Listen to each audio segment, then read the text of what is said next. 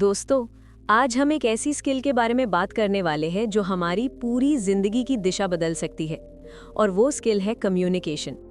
Communication सिर्फ बोलने का तरीका नहीं है, बल्कि ये वो कला है जो ये तय करती है कि लोग हमें कैसे देखते हैं, कैसे समझते हैं और कितनी इज्जत देते हैं। डैनियल पावर्स ने इस किताब में बताते हैं कि दुनिया में ज्यादातर लोग असफल इसलिए नहीं होते क्योंकि उनमें काबिलियत नहीं होती, बल्कि इसलिए होते हैं क्योंकि वे अपनी बात को सही ढंग से कह नहीं पाते। कम्युनिकेशन की शुरुआत शब्दों से नहीं बल्कि सोच से होती है, क्योंकि जिस इंसान की सोच में डर होता है उसकी आवाज़ में भी डर झलकता है। जब हम खुद को कम समझते हैं तब हमारी बॉडी लैंग्वेज झुकी हुई होती है, हमारी आवाज़ कमज़ोर लगती है और हमारे शब्दों में कॉन्फिडेंस की कमी होती है। कॉन्फिडेंस कम्युनिकेशन की नींव है और ये बाहर से नहीं आता, ये तब आता है जब इंसान खुद को एक्सेप्ट करता है। कॉन्फिडेंस का मतलब ये नहीं है कि आप हर समय बोलते रहें, बल्कि इसका मतलब ये है कि जब आप बोलें तो बिना डर के बोलें। एक कॉन्फिडेंट इंसान को ये फर्क नहीं पड़ता कि लोग उसे जज करेंगे या नहीं, क्योंकि वो जानता है कि उसकी वैल्यू क्या है। जैसे ही इंसान खुद पर भरोसा करना सीख लेता है, वैसे ही उसकी कम्युनिकेशन अपने आप बेहतर होने लगती है। इस किताब में लिसनिंग को कम्युनिकेशन की सबसे पावरफुल स्किल बताया गया है, क्योंकि जो इंसान सुनना नहीं जानता वो कभी सही तरह से बोल भी नहीं सकता। ज्यादातर लोग बातचीत के दौरान सामने वाले की बात सुनने के बजाय अपने जवाब की तैयारी में लगे रहते हैं। लेकिन जब आप किसी को ध्यान से सुनते हैं, बिना इंटरप्ट किए, आंखों में देखकर, तब सामने वाला खुद को इम्पोर्टेंट महसूस करता है। सुनना एक रिस्पेक्ट है और रिस्पेक्ट से ही कनेक्शन बनता है।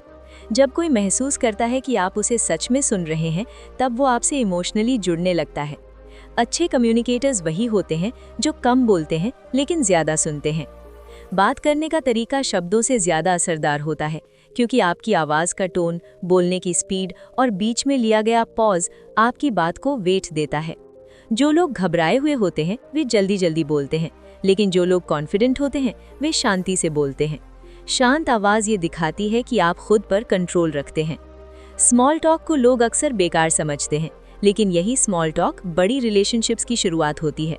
जब आप किसी स्ट्रेंजर से हल्की फुल्की बात करते हैं, तब आप उसके साथ कंफर्ट क्रिएट करते हैं। स्मॉल टॉक का मकसद इम्प्रेस करना नहीं, बल्कि कनेक्शन बनाना होता है। कॉन्वर्सेशन तभी अच्छी होती है जब उसमें बैलेंस हो। अगर आप सिर्फ अपनी बात करेंगे तो सामने वाला बोर हो जाएगा, और अगर आप सिर्फ सवाल पूछेंगे तो बातचीत इंटरव्यू जैसी लगेगी। अच्छी कॉन्वर्सेशन में शेयरिंग भी होती है और लिसनिंग भी। ओपन एंडेड क्वेश्चन सामने वाले को खुलकर बोलने का मौका देते हैं। बॉडी लैंग्वेज कम्युनिकेशन का वो हिस्सा है जो बिना बोले सब कुछ कह देता है। आपका पोस्चर, आपके जेस्चर्स और आपकी आई कांटेक्ट ये तय करते हैं कि सामने वाला आप पर भरोसा करेगा या नहीं। ओपन बॉडी लैंग्वेज ट्रस्ट बनाती है और क्लोज्ड बॉडी लैंग्वेज दूरी पैदा करती है। सोशल स्किल्स का मतलब फेक पर्सनैलिटी नहीं होता, बल्कि सिचुएशन को समझकर बिहेव करना होता है। हर जगह एक जैसा बोलना और बिहेव करना समझदारी नहीं है। जो इंसान माहौल को समझकर खुद को एडजस्ट कर लेता है, वही सोशली इंटेलिजेंट कहलाता है। प्रोफेशनल लाइफ में कम्युनिकेशन आपकी ग्रोथ तय करती है। सिर्फ हार्ड वर्क करना काफ़ी नहीं होता, अपने काम को सही तरीके से प्रेजेंट करना भी आना चाहिए। जो इंसान कामली अपनी बात रख सकता है, वही लीडर बनता है। ऑफिस में क्लियर कम्युनिकेशन रिस्पेक्ट और ट्रस्ट पैदा करती है। डिस्कशन और डायलॉग का मकसद जीतना नहीं, बल्कि समझ बनाना होता है। जब बातचीत ईगो पर चली जाती है, तब रिलेशनशिप्स टूटने लगती हैं। हेल्दी डिस्कशन वही होती है जहां दोनों लोग खुद को सेफ और रिस्पेक्टेड महसूस करें। टीम वर्क कम्युनिकेशन पर ही टिका होता है। एक छोटी सी मिसअंडरस्टैंडिंग पूरी टीम को नुकसान पहुंचा सकती है।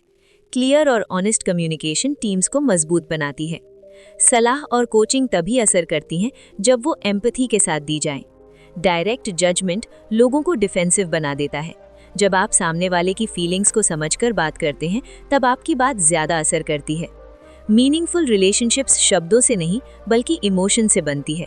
लोग ये नहीं याद रखते कि आपने क्या कहा था, बल्कि अंत में यही याद रखते हैं कि आपने उन्हें कैसा महसूस कराया।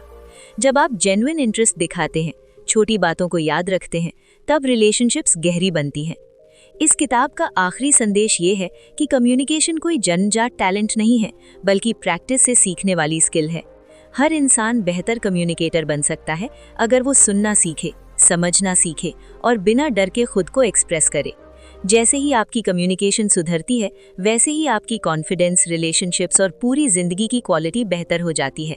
दोस्तों, इस पूरी समरी का सार यही है कि कम्युनिकेशन सिर्फ बोलने की कला नहीं होती, बल्कि ये दिल से दिल तक पहुंचने का वो रास्ता है जो इंसान की पहचान बनाता है, उसके आत्मविश्वास को मजबूत करता है और उसके रिश्तों में गहराई भर देता है।